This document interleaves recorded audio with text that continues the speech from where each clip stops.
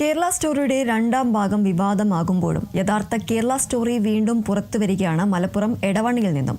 അതിഥി തൊഴിലാളികൾക്ക് ആത്മീയ കരുതൽ ഒരുക്കുകയാണ് എടവണ്ണ ലജ്നത്തുൽ ഇസ്ലാഹി മഹൽ കമ്മിറ്റി ശ്രദ്ധേയമായത്.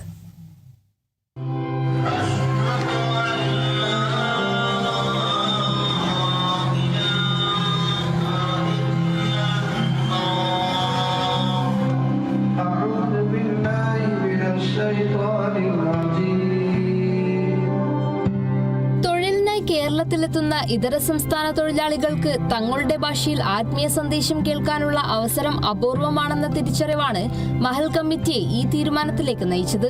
മുൻപ് നിസ്കാരപ്പള്ളിയായിരുന്ന കെട്ടിടം പൂർണ്ണമായി ശീതീകരിച്ച് ആധുനിക സൗകര്യങ്ങളോടെയുള്ള ജുമാ മസ്ജിദിലാണ് ഖുതുബയ്ക്കുള്ള സൗകര്യമൊരുക്കിയത്. സമീപ പ്രദേശങ്ങളിലെ ഇമാമുമാരുടെ സഹകരണത്തോടെയും തൊഴിലാളികളുടെ താമസ സ്ഥലങ്ങളിൽ നേരിട്ട് വിവരമറിയിച്ചുമാണ് വലിയ പങ്കാളിത്തം ഉറപ്പാക്കിയത്.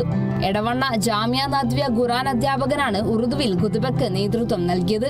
പള്ളിയുടെ ഇരുനിലകളിലും നിറഞ്ഞ് വിശ്വാസികൾ പുറത്തേക്ക് നിരന്ന കാഴ്ച ഹൃദയത്തെ സ്പർശിക്കുന്നതായിരുന്നു. ഏകദേശം 400ഓളം വീടുകൾ ഞങ്ങൾ എല്ലാവരും അറിയിച്ചിരുന്നു. ഷെഡുകളും ഫർണിച്ചർ ഷെഡുകളും അറിയിച്ചിരുന്നു.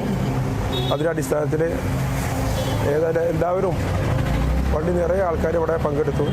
अल्हम्दुलिल्लाह इसको अच्छी तरह से बनाने के बाद यहाँ पे कमेटी ने ये सोचा कि क्यों ना हम ऐसा करें कि हिंदी वाले के लिए उर्दू वाले के लिए एक जगह मुतयन करें, और इस जगह को मुतयन किया उन्होंने. तो अल्लाह का लाख लाख शुक्र, अल्लाह ताला इन लोगों को जज़ाए खैर दे. अल्लाह ताला इन लोगों को पूरा इसका जज़ाए खैर दे और इसका अजर इनायत करें. നോമ്പ് വെറും പട്ടിണിയല്ല, ആത്മീയ ഉണർവിന്റെയും പാപമോചനത്തിന്റെയും കാലമാണെന്ന സന്ദേശം ഖുതുബയിൽ ഉയർന്നു.